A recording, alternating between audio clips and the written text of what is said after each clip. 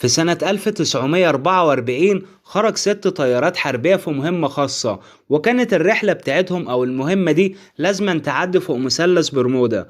5 طيارات منهم اختفوا مرة واحدة في ظروف غامضة، لكن الطيارة الأخيرة هي الوحيدة اللي كانت نجيت من الصعود في المحيط. الكابتن أو القائد اللي كان عليها قدر ينجب حياته بالعافية هو والطاقم اللي معاه كله، وأول ما رجع بدأ يحكي اللي حصل معاه بالتفصيل. قال فجأة وأنا بقود الطيارة حصل خلل مفاجئ في التوازن، وكان شديد جدا لدرجة إن أفراد الطاقم كلهم كانوا وقعوا من أماكنهم من على الكراسي اللي قاعدين عليها. شفت قدام عينيا الطيارات التانية وهي بتقع في المية، وساعتها حسيت إن في نقطة معينة في المحيط بتحاول تجذب أو تشد الطيارة ناحيتها بكل قوة، زي ما يكون كده في مغناطيس في الحتة دي.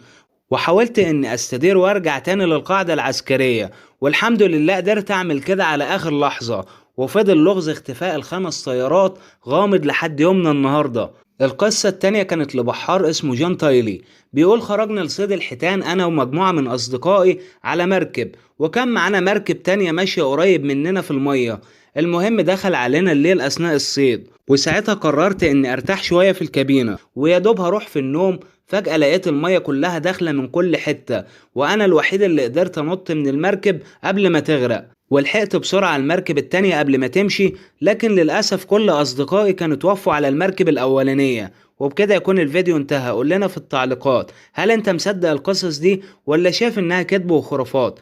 وبالمناسبة القصتين دول هم الوحيدين للأشخاص اللي نجت من مثلث برمودا. ما تنساش دعم القناة واللايك والشير لو عجبك الفيديو. سلام.